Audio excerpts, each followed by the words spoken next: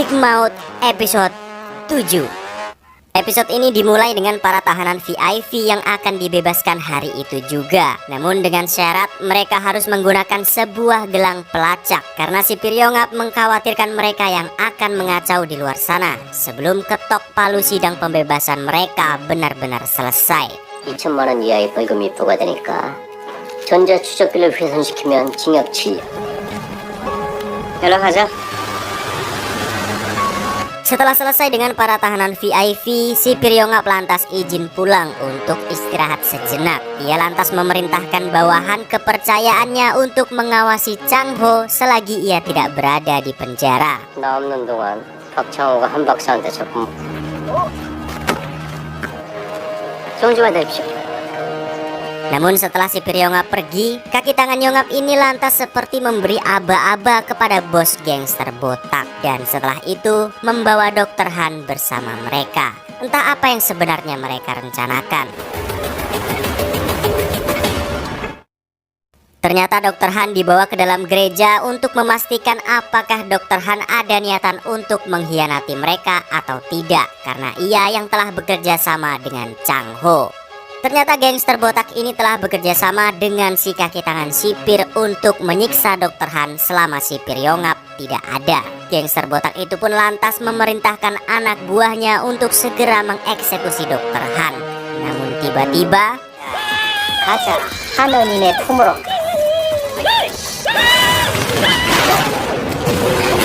ya, Chang-ho pun datang dengan seluruh bawahannya untuk menyelamatkan Dr. Han. Dan terjadilah bentrokan di antara Chang-ho dan gangster botak. 이 안에서 저랑 원수셔서 좋을 게 없어질 텐데. 나를 죽이고 가던가. 야, 내려가려면은.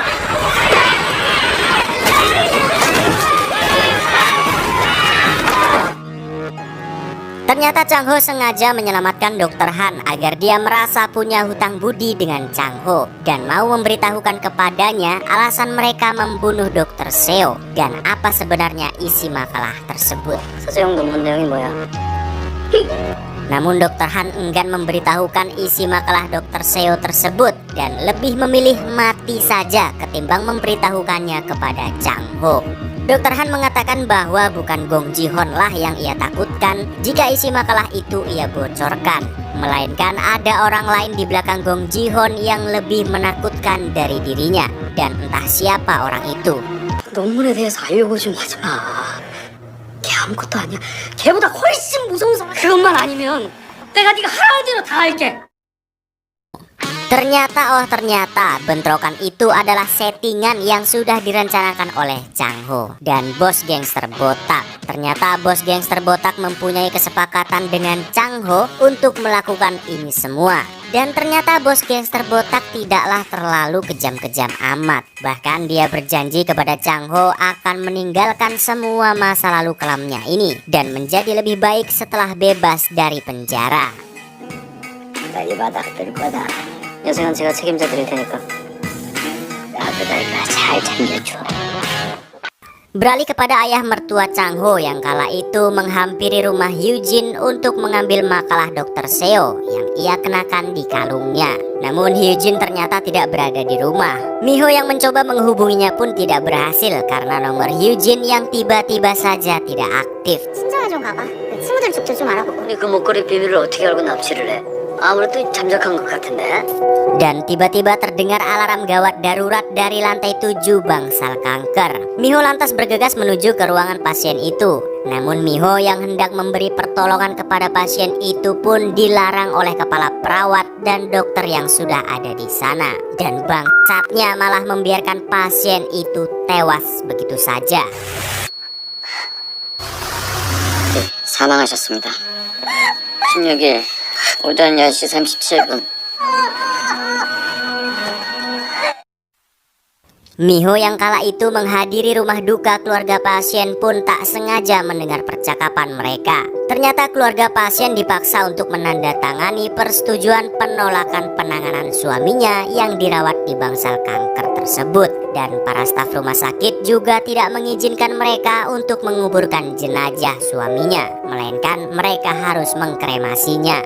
진짜 얘기를 했어야죠. 절대로 부검하지 말라는 거랑 Miho yang curiga ada sesuatu yang disembunyikan di rumah sakit Gujon lantas menghubungi ayahnya untuk meminta bantuan agar bisa mengungkap rahasia yang ada di rumah sakit Gujon. Miho lantas pergi ke ruang jenazah mengendap-endap untuk mengambil sampel darah dari jenazah pasien tersebut. Namun sayang, aksi Miho ternyata terpantau oleh penjaga tempat itu. 제가 억울하게 돌아가신 거 꼭 밝혀드릴게요. Miho yang sudah berhasil mengambil sampel darah jenazah tadi pun lantas bergegas pergi dari sana. Namun ternyata Hyunjo dan yang lainnya berhasil memergoki Miho dan menggeledahnya. Namun saat diperiksa ternyata Miho tidak membawa sampel darah tersebut dan akhirnya Hyunjo pun melepaskan Miho. 한테스를 CCTV 없습니다.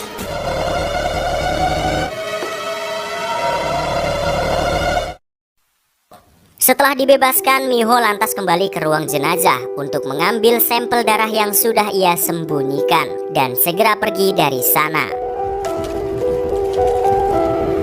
Namun setelah Miho memasuki lift, seketika lift yang ia naiki pun macet alias berhenti. Dan tiba-tiba saja ada orang yang membobol lift tersebut dan menyerang Miho.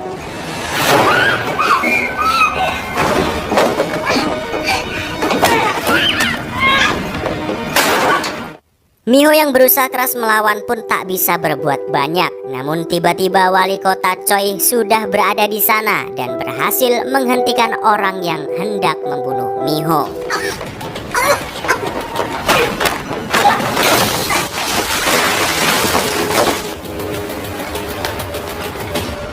Setelah Miho berhasil selamat berkat bantuan wali kota Choi, sampel darah itu pun akhirnya bisa diserahkan ke forensik untuk diperiksa untuk mengetahui kebusukan apa yang sebenarnya disembunyikan di rumah sakit Gujon.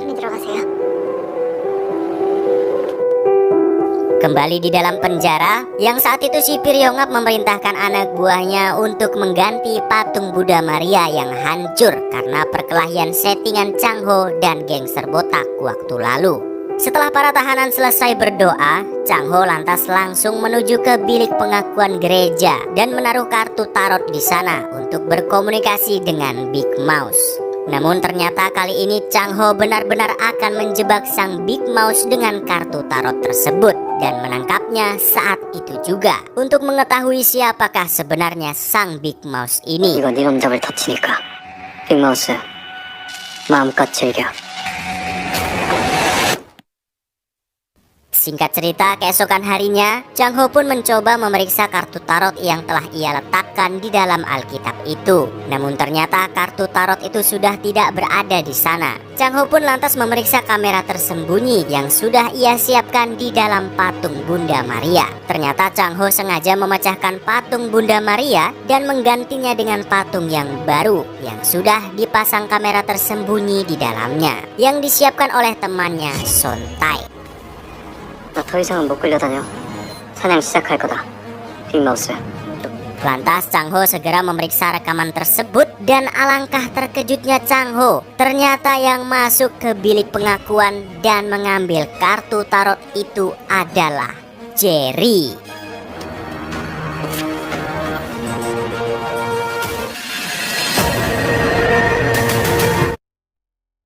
Changho lantas langsung memanggil Jerry dan mengajaknya ke ruang pemandian khusus untuk berbicara empat mata dengannya. Changho yang sudah sangat marah kepada Jerry karena ia merasa telah ditipu pun lantas memberi 3 kesempatan kepadanya untuk mengatakan yang sebenarnya. Alasan kenapa dia masuk ke bilik pengakuan dan mengambil kartu tarot itu. 누가 알아 죽어나가도 아무도 안 도와줄 거다. 여기 우리 둘뿐이야. 형님 저 형님한테 잘못한 거 없어요? 기회 딱 3번 줄게. Namun Jerry membantah semua prasangka dan tuduhan Changho dengan mengatakan bahwa dia hanya penasaran kenapa Changho selalu bolak-balik ke bilik tersebut. Dan Jerry juga mengatakan bahwa dia tidak pernah mengambil kartu tarot itu. 그렇게 죽을 만큼 잘못한 거예요? 마지막이다. 저 그거 안 가져갔어요 형님. 그냥 그 성경책 그대로 껴놨는데? Lantas Chang Ho kembali melihat rekaman tadi untuk memastikan apakah benar Jerry yang berada di rekaman itu. Namun alangkah terkejutnya Chang Ho, ternyata setelah diteliti rekaman tersebut ternyata sudah di-skip alias dipotong 30 menit sejak Jerry keluar dari gereja. Yang artinya bahwa ada orang yang tahu kalau Chang Ho menyembunyikan kamera di patung Bunda Maria dan menyunting video tersebut. 몰카의 존재를 아는 사람은 단 4명. 누군가에 의해 동영상이 편집됐다는 건데. Tidak lama kemudian, Miho pun menghubungi Chang Ho dan mengatakan kalau ada seseorang yang telah mengirimkan bunga yang melambangkan duka kepadanya. Persis seperti saat Chang Ho mengirim bunga itu kepada istri Gong Ji-hon untuk mengancamnya. Dan di bunga itu juga terdapat kartu tarot yang setelah diperiksa oleh Chang Ho, ternyata kartu tarot tersebut mempunyai arti orang bodoh. Dan ini mengkonfirmasi bahwa sang Big Mouse lah yang telah menyunting video tersebut. Dan dia tahu kalau Chang Ho ingin mengelabuinya. 빅마우스가 어떻게 알았을까? 놈이 보낸 경고장이다. Jerry yang saat itu bertemu kembali dengan Chang Ho pun tiba-tiba mengatakan kalau dia tahu bahwa Chang Ho bukanlah Big Mouse yang sesungguhnya. Dan dia tahu kalau kartu tarot itu ia gunakan untuk berkomunikasi dengan Big Mouse yang asli. Tapi yang anehnya, Jerry bahkan memohon-mohon kepada Chang Ho agar mau mempertemukan ia dengan sang Big Mouse. Entah kenapa Jerry sangat ingin menemui sang Big Mouse itu. 빅마우스 누군지 나한테만 알려줘요. 나 진짜 그 사람 만나야 돼요. 내 인생 다 작살날 것도 없어요. 그러니까 빅마우스 동경하지 마. 너 살고 싶으면. Singkat cerita, kembali kepada Gong Ji-hon dan para tahanan VIP yang saat itu mereka semua termasuk wali kota Choi diundang oleh tetua mereka untuk membicarakan sesuatu yang penting di sana. Dan ini orangnya. Ternyata mereka diajak untuk melihat kembali video atau rekaman kota Gucheon yang kala itu hancur porak-poranda setelah perang di Korea pecah. Dan di sini kita akan mengetahui siapakah sebenarnya Gong Ji-hon, Hyun-jo, wali kota Choi, dan para tahanan VIP. Ternyata mereka semua adalah anak atau cucu dari pejuang militer yang berhasil memulihkan kembali ekonomi kota Gucheon setelah perang selesai. Ternyata Gong Ji-hon dan Hyun-jo adalah cucu dari ketua ini. Dan tetua ini adalah satu-satunya pejuang yang masih hidup yang sangat dihormati masyarakat Gucheon. Karena dia mempunyai andil yang besar dalam memulihkan ekonomi kota Gucheon. Ternyata sang tetua memanggil mereka semua karena ia ingin memilih salah satu dari mereka, cucu-cucu para pejuang, untuk meneruskan kepemimpinannya sebagai tetua di sana. Namun sang tetua sepertinya telah menetapkan hatinya untuk memilih wali kota Choi dan akhirnya membuat Gong Ji-hon sangat kecewa dengan keputusan itu. Karena wali kota Choi sendiri hanyalah menantu karena telah menikahi Hyun-jo. 아니 결국은 후계자를 형님 완전히 찍힌 거 멤버들도 다 긴장 좀 하세요. Kesal karena Big Mouse yang telah menghancurkannya dan telah mencuri uangnya senilai 100 miliar won sehingga membuat citranya jelek di mata tetua, Gong Ji-hon pun lantas melampiaskannya dengan mabuk-mabukan dan karaokean. Dan untuk bisa mengambil uangnya kembali dari Big Mouse dan mengembalikan citranya di hadapan tetua, jaksa Choi pun lantas memberikan solusi yang sangat ampuh kepada Gong Ji-hon, yaitu dengan mengurus Chang Ho secepat mungkin. 뭐 쌈박한 아이디어라도 있어? 대표님 익숙히 거기 앉힐래? Kembali ke dalam penjara, ketika para tahanan sedang makan siang, tiba-tiba saja ada seseorang yang membesuk Jerry. Dan ternyata orang itu adalah adiknya. Ternyata adik Jerry mengatakan kabar gembira bahwa neneknya sekarang sehat-sehat saja. Dan dia juga yang akhirnya bisa kembali meneruskan kuliahnya. Tentu Jerry bertanya-tanya, biaya dari mana adiknya bisa kembali kuliah? Ternyata Gong Ji-hon lah yang membiayai kuliah adiknya.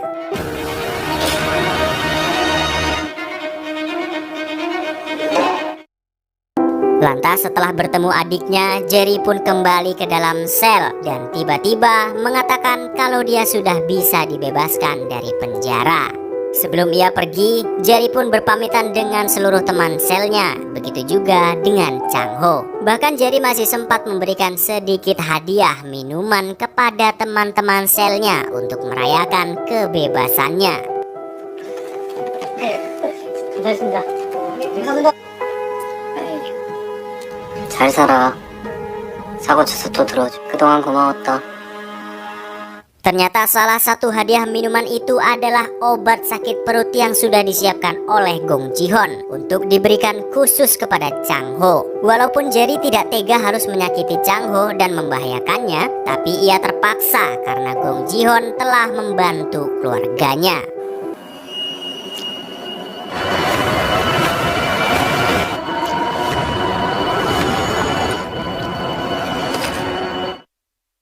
Tidak lama kemudian, benar saja Chang Ho yang sudah meminum obat tersebut tiba-tiba saja mengalami sakit perut yang begitu hebat sehingga membutuhkan tindakan medis secepatnya. Jerry yang sangat tidak tega dengan Chang Ho pun lantas memberitahukan kepada Miho yang kala itu hendak mengunjungi Chang Ho di penjara dan meminta mereka untuk mengejar ambulan yang membawa Chang Ho. Ternyata benar kecurigaan Jerry bahwa ambulan tersebut tidak membawa Chang Ho ke rumah sakit, tapi ke tempat lain. 저쪽엔 큰 병은 없어. 저 차 빨리 잡아. 응급절 세우라고? Ayah Miho yang mengetahui Chang Ho dalam bahaya pun lantas mengejar ambulan tersebut untuk segera menyelamatkan Chang Ho dan membawanya ke rumah sakit lain. 근데 지금 미쳤어? 콜 받아주는 병원 찾느라고 고생하실 필요 없어요. 제가 이 사람 아니에요. 현재 간호사. 빨리요! Berkat Jerry, Chang Ho pun akhirnya berhasil diselamatkan. Namun Jerry tetap merasa bersalah dengan Miho karena telah memenuhi keinginan Gong Ji-hon. Bahkan Jerry tidak berani menyebutkan nama aslinya saat ditanya oleh Miho karena ia merasa akan sangat bersalah jika Miho suatu saat mengetahui bahwa dialah yang telah membahayakan hidup Chang Ho. 가족들하고 맛있는 식사라도 하세요. 안 되는데 받아요. 아니요. 제가 뭐 한 게... 그래, 고맙습니다. 예, 가요. Di malam harinya ternyata Gong Ji-hon memerintahkan seorang polisi untuk masuk ke dalam ruangan Chang Ho dan mengambil sidik jarinya. Ternyata sidik jari Chang Ho digunakan untuk sebuah berkas perjanjian jaminan. Belum diketahui entah apa isi berkas tersebut. 오늘 밤은 잘 넘기면 돼. 거기보다 독점이니까 굳이 트러블 만들지 마. Keesokan harinya Miho pun mengunjungi Chang Ho dengan keamanan yang sangat ketat. Miho hanya diizinkan 10 menit untuk bersama Chang Ho. 10 menit itu pun digunakan Chang Ho untuk berbicara sangat serius dengan Miho. Karena Chang Ho khawatir mereka tidak akan bisa bersama lagi setelah ini. Karena ia ragu akan selamat di dalam penjara. 그런 날이 올까? 가끔 딱밤 먹이고 TV 보고 내가 도저히 뚫을 수가 없을 것 같아. 우리 남편 많이 지쳤나 보다.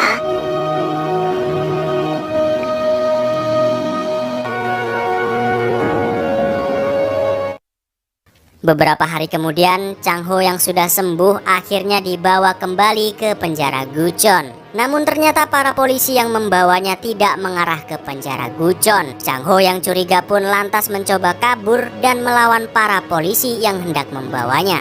Namun naas, Chang Ho yang tidak bisa berbuat banyak pun akhirnya berhasil dilumpuhkan oleh mereka.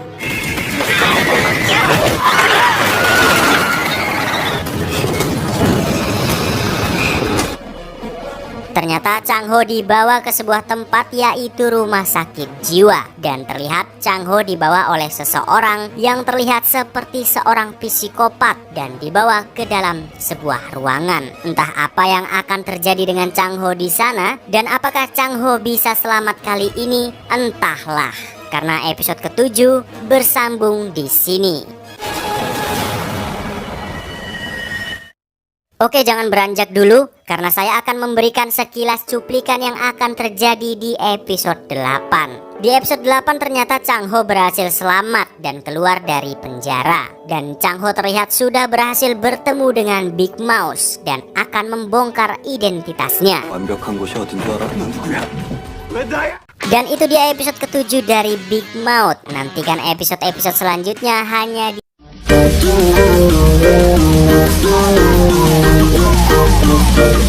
Ada apa kawan? Soal cewek nanti kita beli Project Iha.